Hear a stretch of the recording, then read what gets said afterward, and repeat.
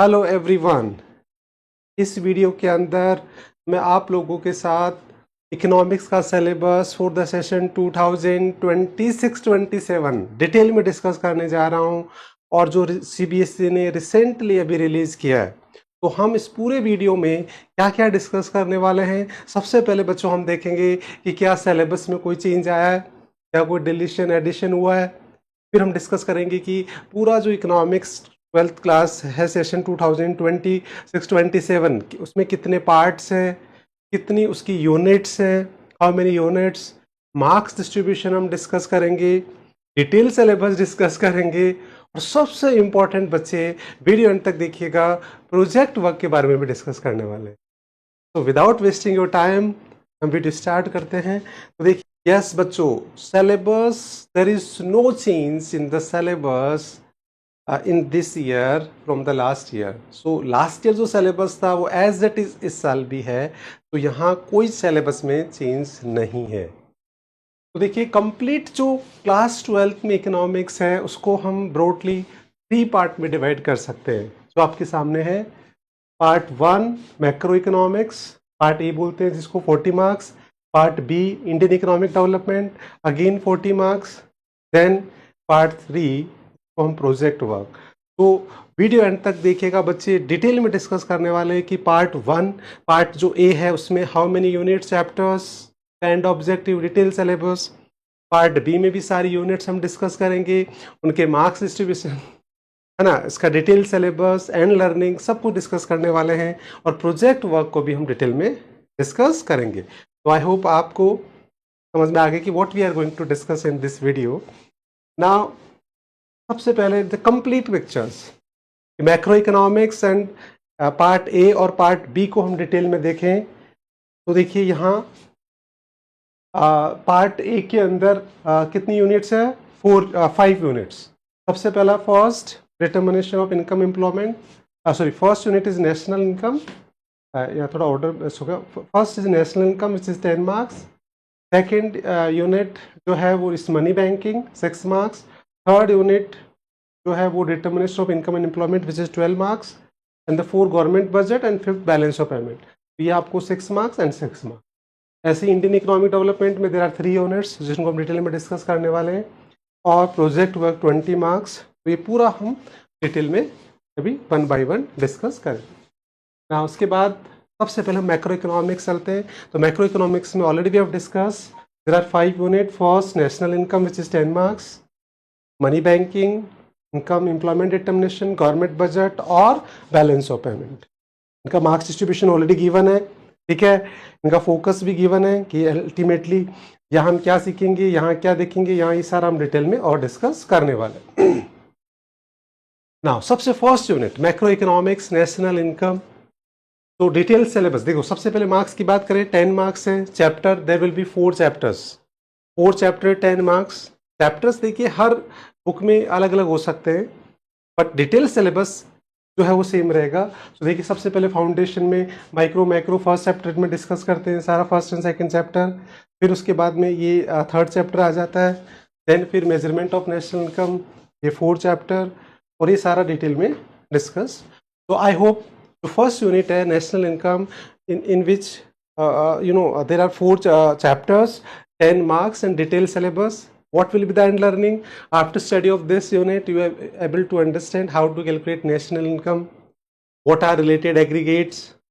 और देखिए एक इंडिविजुअल इनकम आपने माइक्रो में सीखा, वैसे ही कंट्री एज ए होल पूरी इकोनॉमी कैसे उसके रिकॉर्ड्स होते हैं, कैसे मेंटेन करते हैं, ये आप इसमें पूरा सीखने वाले हैं। नाउ सेकेंड यूनिट आ गया क्रेडिट कंट्रोल, मतलब सेकेंड है money and banking, 6 marks. Details 6 marks, 2 chapters. Now detail syllabus आपके सामने, किसमें मनी, फर्स्ट चैप्टर मनी है और सेकंड जो है बैंकिंग। फर्स्ट चैप्टर मनी में क्या क्या, मनी सप्लाई और बार्टर सिस्टम, मनी क्रिएशन, ये कमर्शियल बैंक ये था उसमें आ गया। और इसमें मनी के बारे में पढ़ेंगे तो मनी में बार्टर सिस्टम और मनी के बारे में, मनी के फंक्शन है, मनी सप्लाई। एंड देन उसके बाद में कमर्शियल बैंक के बारे में, credit creation and the central bank जिसमें क्रेडिट मॉनेटरी पॉलिसी, ये सारा डिटेल में सिलेबस डिस्कस करने वाले। Quantitative qualitative measures which is very important part monetary policy, because ये आगे भी आपके काम आएगी। What will be the end learning, banking और मनी, ये जो चैप्टर्स हैं वो डे टू डे लाइफ पे बेस्ड चैप्टर्स हैं, इसलिए मनी को समझना और बैंकिंग सिस्टम को, ये हमारी थ्रू आउट लाइफ काम आएगा, not only for the syllabus से या 12th क्लास के लिए इम्पॉर्टेंट नहीं है, ये हमारी लाइफ के लिए, because you must know about the money definition, उसका measurement, supply, then banking system, क्योंकि जैसे ही आपका जॉब लगेगा, आपकी सैलरी आएगी, तो उस मनी को कैसे यूज़ करना है, क्या उसका बैंकिंग सिस्टम में आपका जो सैलरी अकाउंट, बैंक अकाउंट कैसे ओपन करते हैं, क्या यूज़ होता है, कमर्शियल बैंक के क्या फंक्शन होते हैं, सेंट्रल बैंक, ये सारा सब कुछ आप इसमें सीखने वाले हैं। और सबसे इंपॉर्टेंट कॉम्पिटिशन एग्जाम में ये बेसिक भी बहुत पूछा जाता है। फिर उसके बाद इक्विलिब्रियम, मतलब determination of income employment, 12 marks, 3 chapters, highest marks unit है।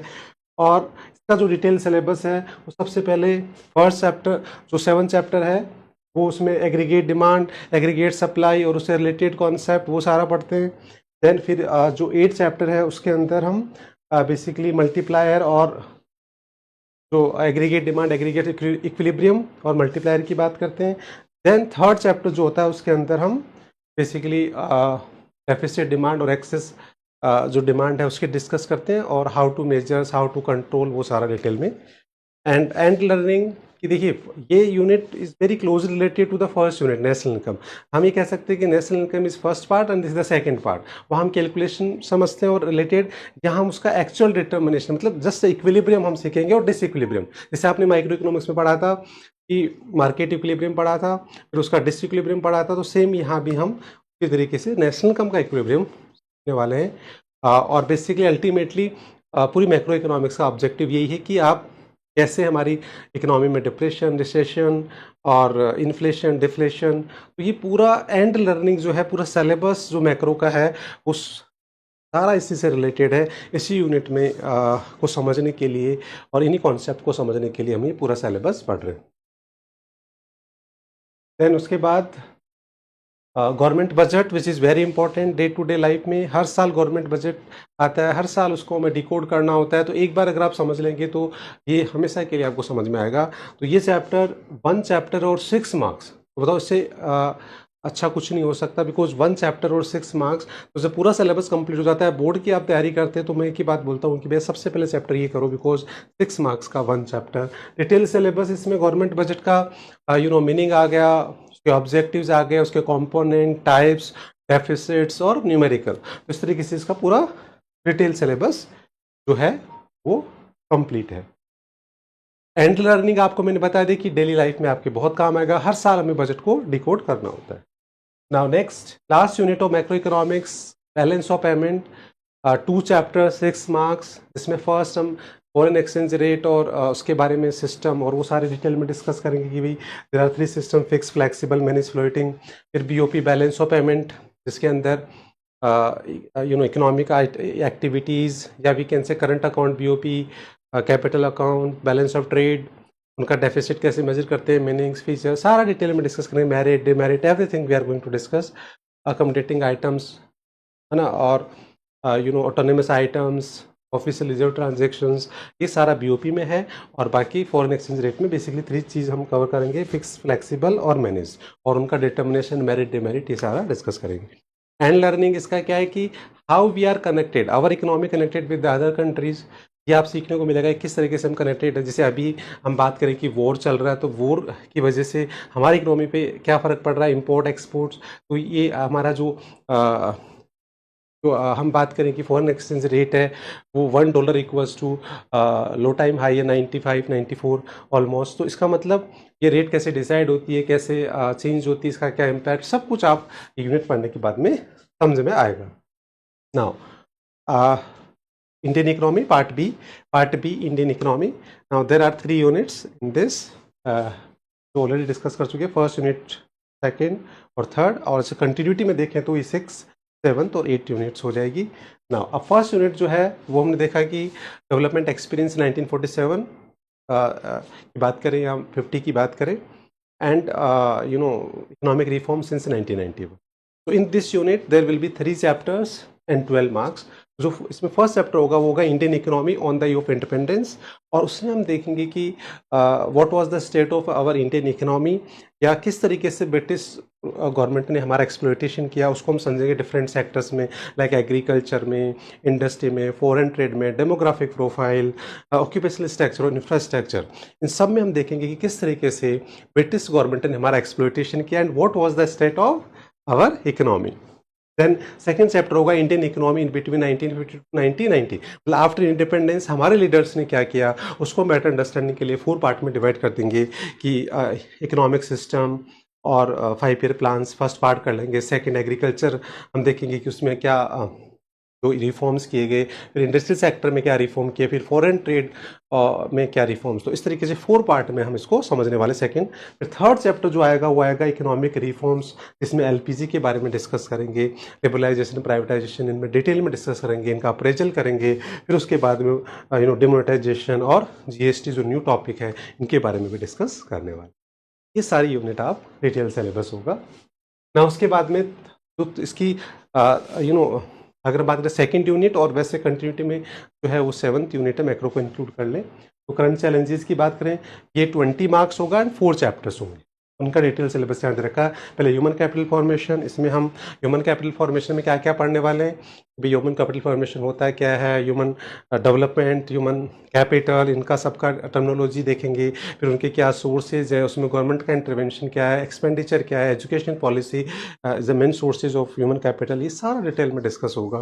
देन उसके बाद में rural development, still in India 55% people depend on the rural economy, तो उसके अंदर हम देखेंगे कि भाई रूरल डेवलपमेंट होता है क्या, उसके क्या एरियाज़ है, और उसमें हम 4 मेन पार्ट में इसको डिस्कस करेंगे। Rural credit, marketing, alternate diversification और sustainable development. Then employment is very important, employment unemployment the big issue in India. तो पहले हम एम्प्लॉयमेंट के बारे में, उसके related concept, participation rate, jobless growth, informalisation, casualisation, ये सारा डिस्कस करेंगे। फिर अनएम्प्लॉयमेंट में टाइप्स ऑफ मीनिंग, जैसे सीजनल, डिस्गाइज, ये सारा डिस्कस करेंगे। देन उसके बाद में हम गवर्नमेंट इंटरवेंशन, डायरेक्ट इनडायरेक्ट तरीके से पूरा डिस्कस। सस्टेनेबल डेवलपमेंट और एनवायरनमेंट, तो एनवायरनमेंट के बारे में, एनवायरनमेंट के फंक्शंस, उसके मीनिंग्स, और उसके बाद में एनवायरनमेंट के इश्यूज, चैलेंजेस, ये सारा डिस्कस करेंगे। फिर सस्टेनेबल डेवलपमेंट में what should be the strategy to save the environment, तो वो सारा डिटेल में डिस्कस करेंगे। तो ये हमारे हर चैप्टर कितने मार्क्स का हो गया, 5 marks of each and detail syllabus. Then उसके बाद में last unit, this is very important, 1 chapter 8 marks बच्चों। तो ये अगेन मैं ये बोलता हूँ कि जब पूरा सिलेबस हो जाएगा, एग्जाम की तैयारी करेंगे, सबसे पहले इसी को तैयार करना चाहिए आईडी में, क्योंकि 1 चैप्टर इक्वल्स टू 8 मार्क्स ना। उसका डिटेल सिलेबस हम बात करें तो इसमें हम development path of India, Pakistan, China, फिर इनका कंपैरिजन करेंगे, comparison of India, China, Pakistan on the behalf of economic growth, ठीक है, द इकोनॉमिक ग्रोथ की, डेमोग्राफिक की, सेक्टरल डेवलपमेंट, ह्यूमन, इनके बिहाफ पे, मतलब 3 इंडिकेटर्स होंगे हमारे, इकोनॉमिक ग्रोथ, डेमोग्राफिक और ह्यूमन, इनके बिहाफ पे तीनों कंट्री के अंदर हम डिटेल में डिस्कस करेंगे डेटाबेस के साथ, और लास्ट में इनका क्रिटिकल अप्रेजल भी करेंगे। तो ये चैप्टर इंडिया की इकोनॉमी को हम चाइना और पाकिस्तान के साथ कंपेयर करेंगे, तो ये समझने में बहुत इजी होता है, बिकॉज इंडिया की इकोनॉमी आप पहले पढ़ चुके हो और उसके साथ चाइना पाकिस्तान को, तो बहुत इंटरेस्टिंग सा है, और 8 मार्क्स का चैप्टर है, तो ये सारा डिस्कस करने वाले हैं। देन उसके बाद कि जो सबसे इम्पोर्टेंट है कि जो आपका पेपर होगा, उस पेपर के अंदर जो वेटेज होगा, किस टाइप के क्वेश्चंस जो है वो और उनका कितने मार्क्स और परसेंटेज डिस्ट्रीब्यूशन होगा, तो वो हम डिस्कस कर रहे हैं, ब्लूप्रिंट बेसिकली। तो देखिए, एनालाइजिंग, इवेलुएटिंग और क्रिएटिंग, ये 20 marks, 24 marks and 30% applying based, मतलब अप्लाइंग बेस्ड, जिसके अंदर आपको कोई केस दे रखा होगा, उसका सॉल्यूशन करना होगा, ये 24 मार्क्स एंड 30%। रिमेंबरिंग अंडरस्टैंड, मतलब एक डायरेक्ट क्वेश्चन जिसको हम बोलते हैं रिकॉल फैक्ट्स, एक डायरेक्ट पेपर जो आता है वो आपका 32 मार्क्स और 40 का आएगा, और बेसिकली ये दोनों एप्लीकेशन बेस्ड हो गया। ये पेपर का टाइपोलॉजी आपके सामने आ गया ना। उसके बाद में most important part C, that is project work.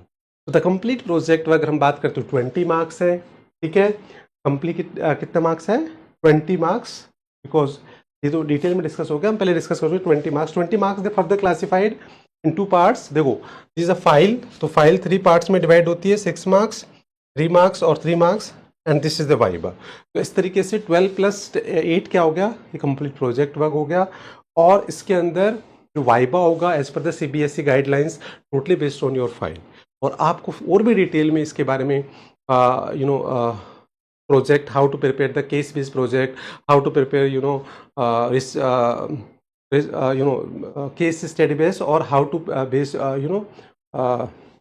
अगर आपको डिटेल में अगर ये मालूम करना है कि how to prepare the case based project और how to prepare the survey based project, तो इसके लिए मैंने एक्सक्लूसिव चैनल जो है यूट्यूब पे वो बना दिया है, economics project tips by SR Yadav.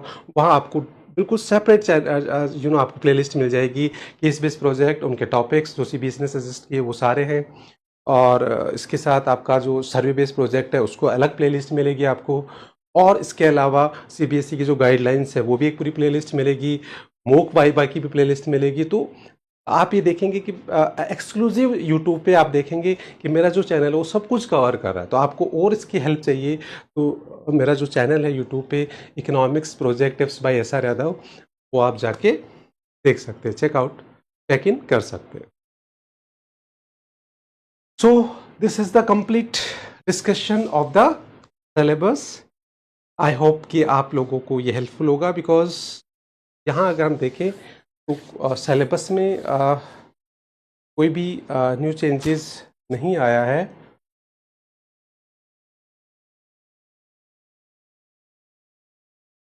Thank you so much. तो now okay, now thank you so much. तो ये डिटेल डिस्कशन मैंने आपको कर लिया कि जो 12th क्लास का इकोनॉमिक्स का सिलेबस है उसमें देयर इज नो चेंज, बिल्कुल सेम है। और 3 पार्ट्स हमने डिस्कस कर लिए, उनमें units, marks, chapters, project work, सब कुछ डिटेल में। आई होप ये आपके लिए हेल्पफुल होगा वीडियो। अगर रियली आपको ये हेल्पफुल लगता है तो इसको लाइक शेयर करिए ताकि ज़्यादा से ज़्यादा बच्चों को इसका बेनिफिट